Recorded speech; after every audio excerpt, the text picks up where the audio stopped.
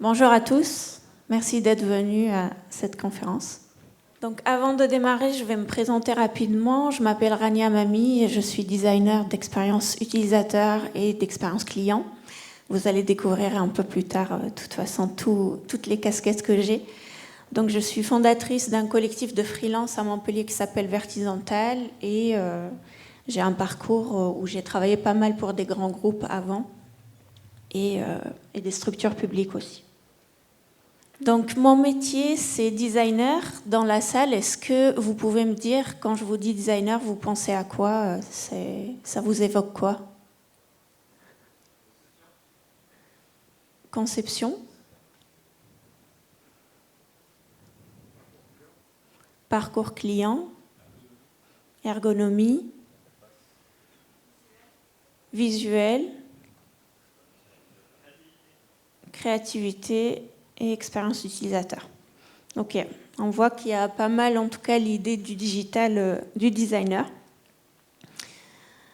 Il faut savoir qu'en France, il y a vraiment cette définition du design qui est dessin E-I-N. Et c'est vrai qu'il y a beaucoup de personnes, en tout cas, qui ne sont pas dans le digital. Quand je leur dis je suis designer, ils imaginent que je suis un peu une artiste dans son coin en train de faire quelque chose qu'on ne sait pas trop. Ce n'est pas très clair, en tout cas, ce que fait un designer. Alors qu'aux États-Unis et dans les pays d'Europe du Nord, c'est vraiment le concepteur. Le designer, c'est concepteur et c'est la signification en anglais, c'est celle-là. Et donc, ils imaginent tout de suite une personne qui plutôt dessine des plans de quelque chose de très important, d'une voiture, voilà. Donc, déjà, de base, on n'a pas la même perception du designer ici et ailleurs. Et si je devais expliquer mes métiers, on va dire toutes les couches que je sais faire en design, je dirais toutes ces couches-là. Donc, je suis UI, UX, CX et Service Designer. Dans la salle, est-ce qu'il y en a du coup qui connaissent ce que c'est qu'un UI designer?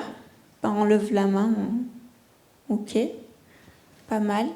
UX designer, CX designer et service designer. Là, on a presque personne. On a 2. Super.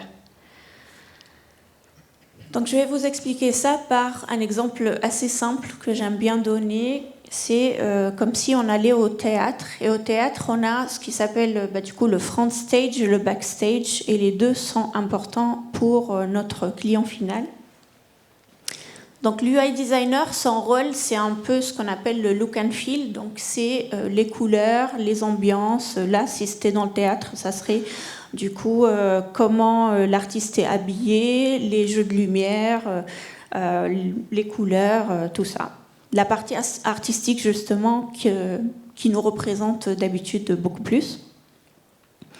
L'UX designer, lui, son rôle, c'est la partie utilisabilité. Et donc, c'est, supposons que je m'assois sur une chaise, c'est la partie ergonomique, comme vous avez dit. Donc ça, c'est l'UX designer qui s'occupe de ça. Après, on a le CX. Le CX design, c'est la customer experience, et donc c'est l'expérience client. Donc, l'expérience utilisateur, c'est que j'utilise quelque chose, donc même par exemple une application mobile, j'ai une expérience utilisateur avec cette application. Et l'expérience client, c'est plus large que ça. C'est votre client, il vous a connu par exemple sur les réseaux sociaux, il a pris son ticket, il arrive, il a été accueilli par une personne qui a scanné son ticket, après il prend sa place, il admire le spectacle et tout ça. Donc tout ça, c'est le parcours client, et le CX designer, il est là pour penser chaque point de contact, on les appelle, avec le client. Après, on a, et là je suis en train de vous présenter d'autres métiers que j'ai même pas cités du coup, mais qui font partie du service design. On parle de l'EX design, donc EX, c'est l'expérience employée. Et donc, si on veut que l'expérience client se passe bien, on est bien d'accord que si, par exemple, Martine, derrière, dans son backstage, en fait, elle déteste l'actrice principale et qu'elle lui gâche son costume, on a affecté l'expérience client. Donc, quand on parle de design d'expérience client, on parle aussi du backstage, et donc il faut prendre soin des collaborateurs aussi. Et donc ça, c'est le rôle d'un UX designer. Quand on va un peu plus large que le X, donc le X, c'est un collaborateur en particulier, comment on l'accueille dans l'organisation, comment on fait en sorte que son expérience employée se passe très bien. Après, on a le design des organisations, donc c'est comment on organise le backstage, comment on organise nos équipes pour livrer le meilleur front stage, donc pour livrer le meilleur spectacle possible. Après, on a le business design. Le business design, c'est comment votre business il fonctionne. Et donc, c'est des designers qui ont un peu une casquette aussi business et qui vont penser avec vous à, par exemple, un business plan, en tout cas, qui soit un peu plus innovant pour que le client final, on ait une expérience différenciante d'autres, concurrents. Et le service design, c'est vraiment la casquette que j'ai étudiée en premier. Donc, c'est le design qui regroupe un peu tout ça. Et donc, c'est comment fonctionne vraiment le service que vous livrez à votre client, que ce soit du côté client ou du côté backstage. Donc, on s'intéresse à tous ces points. Et donc, tous ces designs s'intègrent un peu au service design. Partons aux États-Unis, où eux, ils connaissent très bien nos métiers, ils nous sollicitent depuis très longtemps déjà. Donc moi, j'ai étudié le design de service il y a 10 ans, et il y a 10 ans, de toute façon, même en Allemagne, on parlait très bien de ces métiers-là, et aux États-Unis, encore plus. Donc commençons par l'histoire de Airbnb. Donc, je vais vous raconter un peu les histoires de plein de startups qui ont cartonné aux États-Unis grâce à ces métiers et un peu les méthodes phares aussi qu'on utilise en design. Donc, Airbnb, quand ils ont démarré, c'était ça. Donc, c'était vraiment une interface pas très user-friendly, on va dire, pas très esthétique non plus. Et en fait, dans leur incubateur, on leur a dit d'utiliser cette méthode qui s'appelle le design thinking. Sûrement dans la salle, vous la connaissez. Donc la méthode design thinking, c'est on part sur le terrain, on questionne les utilisateurs de notre produit. De ces questionnements, du coup, on va définir c'est quoi les axes d'amélioration.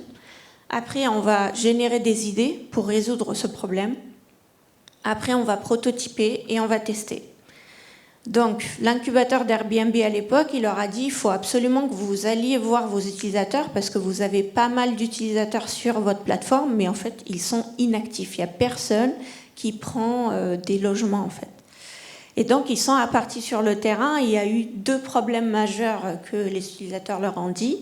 Ils leur ont dit, première chose, déjà, l'esthétique, en fait, quand je vois des logements qui sont tout moches, les photos sont mal prises, ça ne me donne pas envie de venir habiter le logement. Et deuxième chose, c'est je ne fais pas confiance à la personne qui va m'héberger. Comment je peux m'assurer que ce n'est pas un psychopathe qui va me tuer ? Et donc, c'est là que Airbnb a changé complètement, du coup, a commencé à changer son produit de start-up. Et à commencer par, ils allaient prendre des photos eux-mêmes des logements des participants avec une vraie belle caméra. Et deuxièmement aussi, ils ont rajouté les avis qui maintenant, du coup, rassurent beaucoup plus les utilisateurs.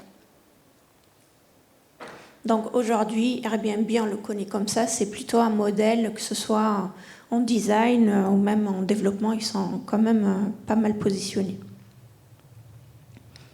Maintenant, parlons de Netflix. Alors Netflix, quand ils ont démarré, dès le démarrage, en fait, ils ont adopté une technique du coup de concevoir rapidement des prototypes et de les tester à grande échelle. Donc ce qu'ils faisaient, c'est qu'ils testent, et ils continuent à faire ça jusqu'à maintenant, c'est qu'ils testent sur nous différentes versions de Netflix.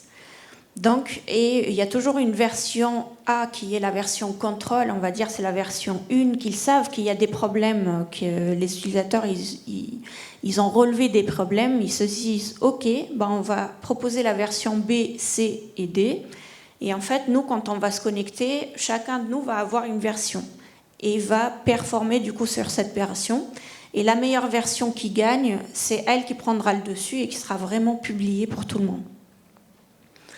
Donc ça, c'est un principe aussi en design de l'A/B testing. Et la méthode derrière ça, c'est le Lean Startup Design. Donc le Lean Startup, c'est quoi? C'est j'ai une idée, je construis cette idée, je fais un produit à partir de ça, je teste, je mesure, est-ce que ça marche pas. Dès que j'ai recueilli du coup des données, j'apprends et j'améliore mon idée. Donc voilà, ça c'est une deuxième de nos méthodes phares. Maintenant, on va chez Spotify. Donc Spotify, ils ont carrément du coup utilisé le design des organisations que je vous ai expliqué. Et ils se sont dit, bon, tous les schémas d'orga qui sont existants de nos jours, ça ne nous correspond pas, on va concevoir carrément notre propre modèle d'organisation. Et donc, ils sont partis vraiment en conception du coup des organisations. Donc, pour ceux qui ne connaissent pas, sûrement que beaucoup d'entre vous connaissent déjà, j'explique quand même ce modèle. Donc, dans une équipe technique, il y a des tribus. Les tribus, c'est un gros sujet. Supposons, je ne sais pas, moi j'étais dans le secteur bancaire. Le gros sujet, ça peut être l'assurance. Dans cette tribu, on a des squads. Et les squads, c'est des toutes petites équipes. Supposons dans l'équipe assurance, c'est l'équipe qui s'occupe de la sécurité de l'assurance. Ça, c'est une toute petite équipe qui fonctionne dans la grande équipe, on va dire. Après, on a des chapitres. Les chapitres, c'est des personnes qui bougent d'équipe en équipe parce qu'on n'en a pas besoin tout le temps, on va dire. Donc moi, chez le Crédit Agricole, donc c'était cette organisation qu'on avait. Et moi, je faisais partie du chapitre design, donc du chapitre UX, parce que nous, nos process, en fait, sont beaucoup plus rapides qu'un développeur, que des équipes de développement qui durent plus longtemps. Donc on se baladait d'une squad à une autre et on venait renforcer les équipes. Et après, il y a des guildes. Les guildes, c'est je mixe un peu de monde de toutes les tribus, les squads, tout ça, pour former un nouveau groupe qui veut se former. Supposons qu'on veut former un groupe sur l'IA à l'intérieur du coup du grand groupe. Du coup, on mixe des personnes pour que ça forme ça. Après, du coup, pour présenter le business design, je vais vous parler du coup d'un exemple de Slack.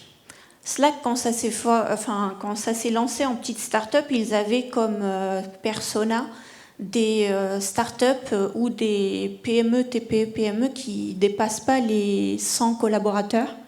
Et très vite, ça a pris un élan fort et que même les grands groupes ont adopté Slack. Et donc là, ils se sont retrouvés avec des équipes, avec des milliers de personnes. Et ils ne savaient pas trop comment gérer ça, en fait. Slack n'était pas optimisé pour ça. Donc, ils montent en urgence une équipe design et ils leur disent il faut absolument que vous repensez Slack pour que ça passe pour les grands groupes. On est déjà en plus implanté chez eux. Et donc, ils ont eu l'intelligence aussi de faire collaborer à la fois l'équipe design et l'équipe des commerciaux pour que cette action se passe au mieux.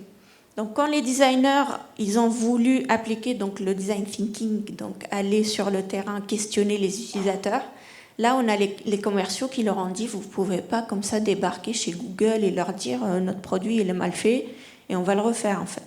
Donc, on a une réputation à garder, donc vous ne pouvez pas aller questionner n'importe qui. Par contre, on va collaborer et on va vous donner des personnes à aller questionner, mais ça ne se passe pas comme ça. Voilà. Donc, quand ils ont fait cette collaboration, l'équipe design a vu des groupes un peu moins gros, on va dire, que les super grands groupes. Et ils ont proposé une manière d'améliorer Slack. Sauf que quand ils ont testé après, du coup, le feedback des utilisateurs sur est-ce qu'ils ont apprécié cette nouvelle fonctionnalité ou pas, les utilisateurs, ils ont apprécié à 8%. 8% des utilisateurs ont dit c'est super et le reste a dit non, c'est pas extraordinaire. Et donc l'équipe design a dit mais mince, on a déroulé tout le process de design, on a tout fait et au final on a 8% de succès, c'est la cata. Et là tu as les commerciaux qui débarquent et qui leur disent mais bravo parce qu'avec ces 8%, on a gagné des milliers d'euros. Vous imaginez pas ce que ce tout petit changement a fait du côté commercial, de notre côté en tout cas, combien d'argent vous nous avez fait gagner. Et j'aime bien donner cette histoire, en tout cas du business design, pour dire qu'en fait, des fois, un KPI qu'on a en tout cas sur le design, l'impact que ça a sur le business peut être tout à fait différent. Donc d'habitude, en tout cas dans les business design, on utilise beaucoup ce business model Canva dans nos ateliers pour repenser un peu le business model d'une manière créative. Après, partant chez Google, dans Google, il y a ce monsieur qui s'appelle Jake Knapp qui a inventé une méthode de design rapide, du coup, qui est beaucoup plus agile que d'autres méthodes, qui consiste en une semaine à monter un prototype fonctionnel. On démarre, du coup, c'est vraiment une semaine avec les équipes. Il y a 3 jours avec les équipes et 2 jours que les designers tout seuls. Et donc, ça permet de très vite tester une idée et voir est-ce qu'on va sur la bonne route ou pas. Donc, c'est beaucoup moins coûteux que de tester quelque chose qui est développé du genre comme Netflix qui développe carrément leurs prototypes et qui les lance. Là, l'idée, c'est que c'est des prototypes et donc on perd beaucoup moins de temps à aller tester une idée rapidement. Donc l'idée de cette méthode, c'est la première journée, on cartographie le problème et où est-ce qu'on veut aller, c'est quoi la vision et tout ça. Deuxième journée, on commence à dessiner un peu les solutions, à proposer des solutions, à dessiner à quoi ressemblera le produit qu'on veut tester. Le troisième jour, on décide du coup laquelle de solution est la plus pertinente. Et après, les designers partent en prototypage le 4e jour pour faire des tests utilisateurs le 5e jour. Donc tout est planifié, normalement ça se prépare vraiment en amont. Et surtout, il y a une phase amont de recherche utilisateur pour qu'on vienne avec de la vraie matière pendant les ateliers. Donc c'est une méthode assez puissante utilisée par Lego, par Google, par beaucoup de grands groupes maintenant. Et maintenant, revenons en France à des projets que j'ai fait moi, en tout cas dans lesquels j'ai participé et qui ont sollicité un peu tous ces métiers qui sont méconnus en France. Donc démarrons par le plus simple, le plus connu pour tout le monde, l'UX design. Et à chaque fois, je vous dirai un peu les impacts, en tout cas, que j'ai pu percevoir, parce que sur les projets, des fois, j'étais pas non plus, je restais pas aussi longtemps pour percevoir le long terme, on va dire, du feedback. Donc ça, c'est une interface qu'on a retravaillée chez le Crédit École. C'était une interface assez technique et beaucoup d'utilisateurs ne savaient pas trop comment l'utiliser. C'était multicolore, on s'y perdait, il y avait des liens de partout. En fait, tout est cliquable là, même si on dirait que c'est pas cliquable. Donc, avec les équipes, on a fait tout un travail où on a sollicité les utilisateurs pour imaginer avec nous cette nouvelle interface. Donc, on a réuni dans les mêmes ateliers à la fois l'équipe technique et à la fois les utilisateurs. Et on a repensé l'interface pour qu'elle soit beaucoup plus simple, surtout pour des personas très différents. Parce que l'interface, elle a été pensée par des développeurs assez techniques. Donc, ils ont produit quelque chose que des développeurs assez techniques peuvent comprendre. Sauf que cette interface, elle s'adressait aussi aux business analysts, aux PO et tout ça. Et il y avait des profils qui n'étaient pas si techniques que ça et qui voulaient quand même profiter de cette interface. Donc l'interface, elle faisait quoi? Elle disait si un environnement de test est KO ou OK, pour qu'on aille tester notre application sur cet environnement. Et donc avant, on ne savait pas trop, il y avait des KO, des OK, mais on ne savait pas si l'environnement en général était OK au KO. Donc on a retravaillé ça pour faire vraiment d'un premier coup d'œil, je sais ce qui est KO, ce qui n'est pas KO, là je peux y aller, là je ne peux pas y aller. Et si je déroule, si je suis un technicien qui peut réparer les choses à l'intérieur, je peux avoir toutes les infos qu'il y avait sur l'autre interface d'afficher. Donc on a caché des infos, on a priorisé tout ça. Et les équipes en plus ont décidé de diviser la plateforme en 2. Donc pour accompagner le changement, on a créé des liens d'une plateforme à une autre pour que les utilisateurs ne se perdent pas.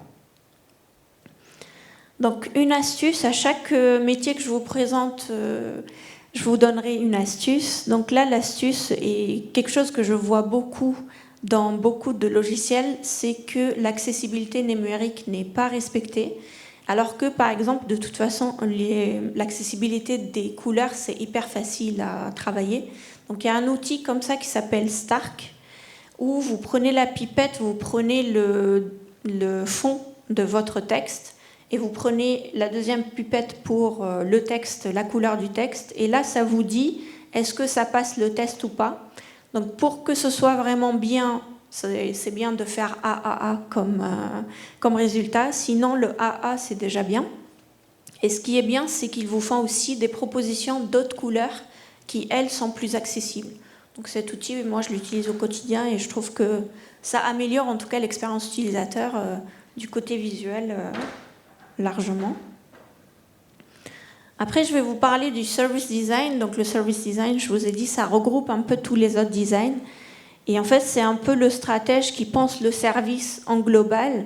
Et moi, par exemple, chez Vertisantal, j'ai d'autres designers qui interviennent sur leur spécialité. Donc j'ai des business designers, des UX designers et tout ça. Donc, mais le service, c'est celui qui intervient en global en premier. Donc souvent, quand on intervient en design de service en France, c'est beaucoup plus connu pour les services publics. La France, en tout cas, j'aime bien à chaque fois, il y a le vrai métier dans le monde, et quand il arrive en France, il change un peu de trajectoire. Par exemple, l'UX designer, c'est pas que pour les interfaces. Du moment que j'utilise quelque chose, j'ai une expérience utilisateur. Mais en France, on l'a beaucoup plus adapté au digital. Et le service design, on l'a plus adapté du coup au service public parce qu'on s'est dit, il y a le mot service, ça colle, c'est bon. Vous voyez, mais on peut en fait concevoir même des services privés. Donc là, j'avais bossé du coup pour des services publics, pour les hôpitaux de Marseille. Et on était intervenu donc pour une grosse phase de terrain où on a questionné un peu les familles des patients. C'était en fait, on est parti d'un problème un peu global qu'ils nous ont posé. Ils nous ont dit, on veut améliorer les conditions d'accueil des familles des patients dans l'hôpital. Donc on part souvent en design de service d'un truc assez large comme ça. Et quand on est allé sur le terrain, on a remarqué qu'il y a plusieurs axes d'amélioration, dont un qui est les patients, quand ils arrivent, en fait, ils sont en heure de visite et ils arrivent, ils ne trouvent pas leur famille, le patient. En fait, ils commencent à paniquer, ils commencent à arrêter les infirmières dans les couloirs. Il est où? Qu'est-ce qui se passe? Tout ça. Donc, pour éviter ça, on a imaginé un petit truc qui n'est pas du tout de la tech. En plus, c'est ça que je voulais montrer, c'est que les designers de ces métiers-là, on n'intervient pas que sur du digital. On a imaginé un petit outil que les infirmières peuvent avoir dans leur blouse, qu'elles peuvent mettre sur les portes une fois que le patient n'est plus là. Et elles peuvent mettre, en fait, elles peuvent du coup gérer, on est parti à telle heure, on est parti à 14 heures, et le soin, ou peu importe pourquoi le patient est parti, va durer tant de temps. Donc comme ça, la personne, elle est au courant que c'est bon, le patient, il n'est pas en état de grave, et qu'elle a par exemple 2 heures devant elle parce que, je ne sais pas, il est en soins et que ça dure 2 heures. On a pris cette problématique aussi du côté des infirmières qui nous ont exprimé que du coup, dans les couloirs, elles ne peuvent même pas circuler. Et du côté des familles, le côté frustrant et tout ça. Et surtout que les infirmières, elles nous disent, nous, on leur conseille en plus de ne pas rester dans l'hôpital parce qu'il y a des microbes et tout ça. On conseille toujours aux familles d'aller dehors si jamais l'attente elle est assez longue. Et donc, pour pouvoir accompagner ça, on a pensé aussi à une petite cartographie pour dire tous les endroits où je peux aller à côté de l'hôpital pour pas que je reste à l'hôpital si je dois attendre 2 heures. Peut-être que je vais aller à la boulangerie du coin. Donc là, l'astuce dans le design de service, souvent ce qu'on fait, c'est des ateliers de co-conception.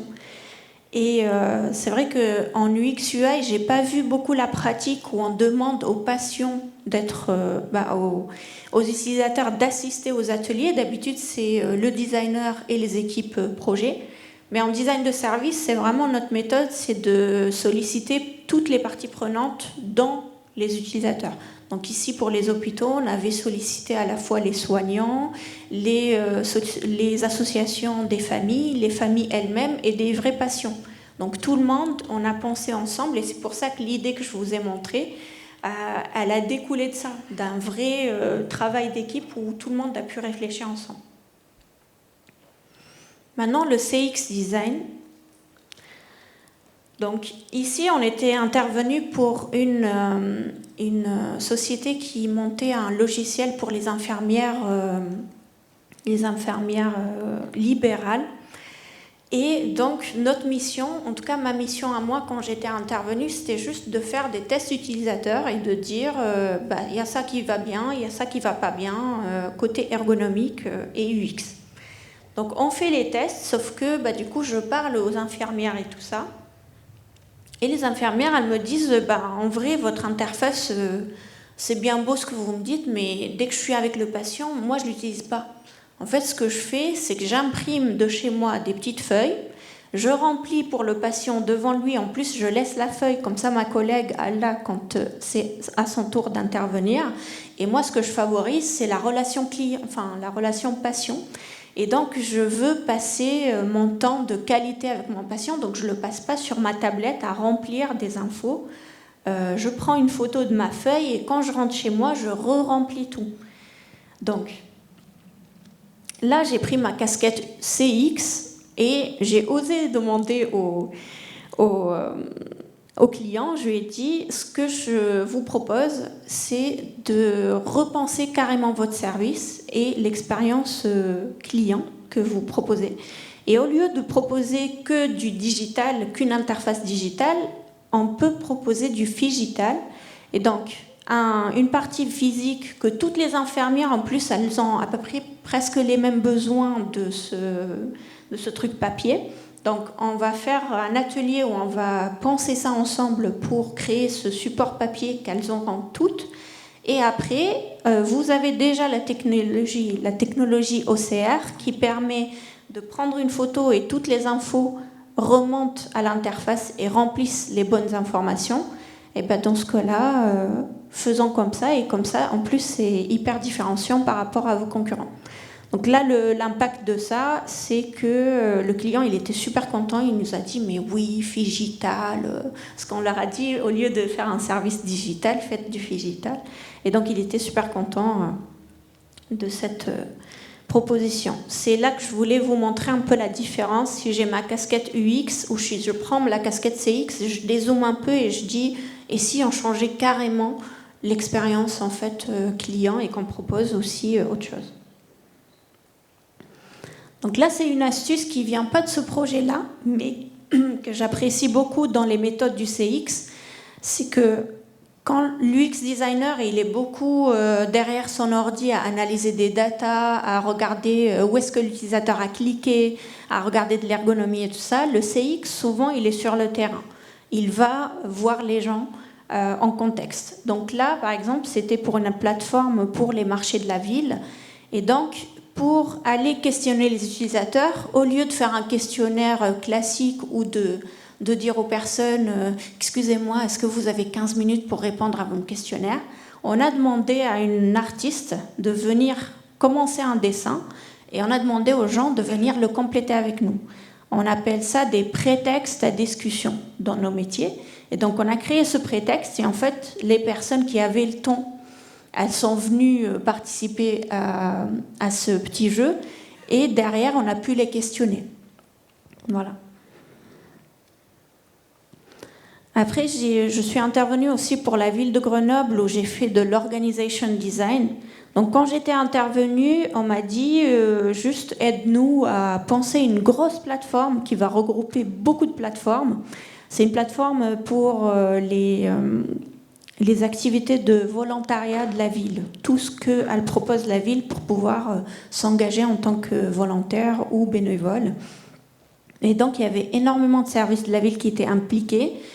Et quand je suis intervenue, donc, je leur ai dit, je peux vous faire bien sûr l'UX design, mais ce que je pense que ça serait bien, c'est de travailler aussi de l'organization design parce que vous avez dit que vous aviez une seule personne que vous allez former pour s'occuper de toute la plateforme. Et ça, c'est un no-go. Elle ne va pas durer longtemps, votre plateforme, si la personne, en plus, elle est à mi-temps pour travailler sur la plateforme. Donc, on a fait tout un travail où j'ai commencé par cartographier déjà tous les acteurs de la ville. Et après, je leur ai proposé donc une organisation en 3 pôles. Le pôle fonctionnel, le pôle organisationnel et le pôle des réalisations. Donc le pôle fonctionnel, c'est celui qui va demander aux utilisateurs du coup quelles fonctionnalités ils auraient besoin et d'alimenter un peu le backlog des fonctionnalités. Le pôle des organisations, c'est celui qui est médiateur entre tous ces acteurs, parce que vous avez vu, il y a énormément d'acteurs qui sont impliqués dans la démarche. Et le pôle réalisation, c'est pour faire en sorte qu'on publie souvent sur la plateforme les nouvelles missions, faire des articles et des choses comme ça. Donc, production de contenu. Et en fonction de leur organisation en place, donc j'avais même proposé qui ils devraient recruter et qui ils pourraient mettre plutôt à tiers-temps sur tel poste ou à mi-temps sur tel poste.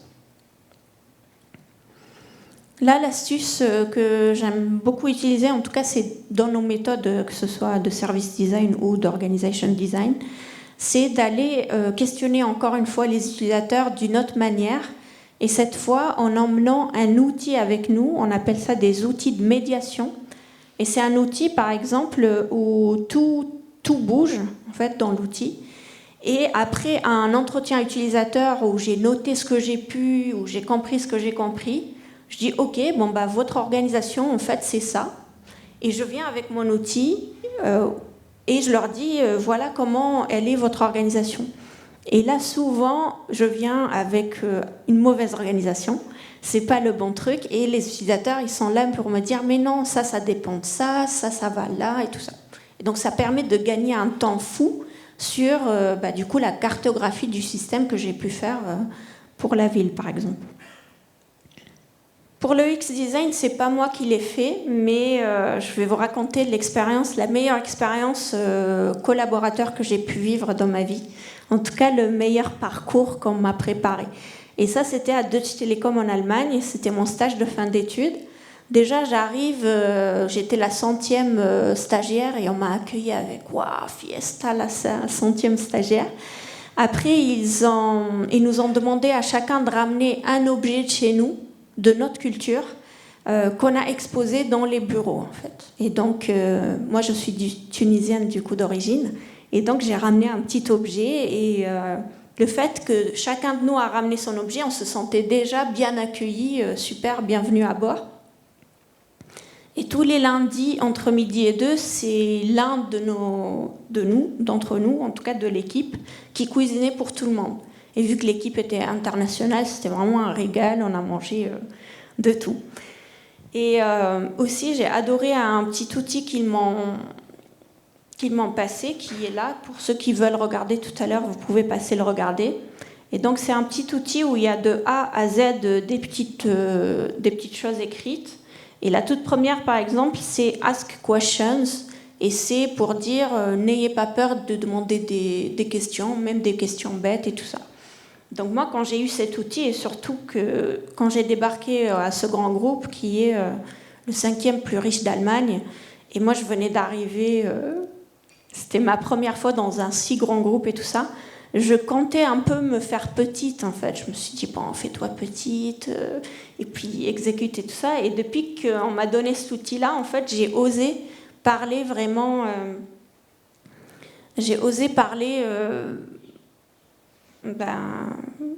de manière fluide en fait. Je me suis sentie vraiment accueillie en tout cas. C'est ça un peu la puissance, on va dire, d'une bonne expérience employée.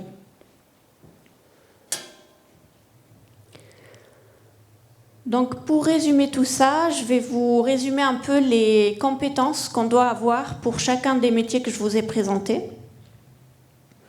Le premier, c'est l'UI design, donc les compétences qu'il a, c'est graphisme, conception, l'accessibilité numérique et quelques notions de développement front pour pouvoir parler aux développeurs. L'UX design, c'est à la fois la psychologie cognitive qui nous aide à comprendre comment le cerveau humain fonctionne et comment on lui présente l'information pour que ce soit la plus facile pour lui. L'ergonomie aussi, qui découle en quelque sorte aussi de la psychologie cognitive. La facilitation d'ateliers, comme je vous ai montré. La conception aussi d'interfaces et l'accessibilité. Le CX design, il y a tout ce qui est UX, mais il rajoute la compétence des sciences sociales, des sciences humaines ou sociales. C'est pour ça que je vous ai dit, par exemple, on est beaucoup sur le terrain. Je vous ai montré le prétexte à discussion. Par exemple, une autre de nos techniques, c'est aussi d'aller sur le terrain et de vivre vraiment le métier, par exemple, d'une personne pour comprendre les vrais problèmes derrière. Le UX design et le design des organisations, c'est la même chose à peu près que le CX, sauf qu'on rajoute la composante RH. Et le business design, c'est sciences sociales, psychologie cognitive, facilitation, la conception et le commerce. Donc si je résume toutes les compétences, on va dire les 3 compétences clés de tous ces métiers et pourquoi ils sont aussi impactants, c'est la créativité, la conception et les sciences humaines. Et nous aussi, on fait de l'agile. Est-ce que dans la salle, du coup, vous pouvez me dire de tout le discours que je vous ai dit, qu'est-ce qui vous a paru agile, en tout cas avec les méthodes agiles que vous connaissez très bien?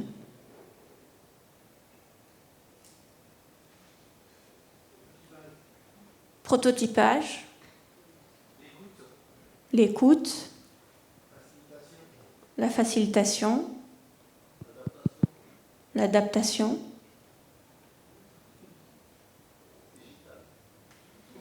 Le digital, c'est bien. Ok. Le feedback utilisateur. Le fait que ce soit un cycle. Moi, j'ai résumé ça en 3 mots, en 3 notions clés qui me semblent être les mêmes fondements que ce soit pour l'agile ou pour nous. C'est le client first, c'est le client est roi, c'est vraiment comment on optimise tout pour l'expérience client. Je pense que dans l'agile, on parle aussi beaucoup de CX. L'intelligence collective, vous l'avez dit, la facilitation. Et le test and learn, donc de prototyper rapidement et de tester et d'améliorer en continu.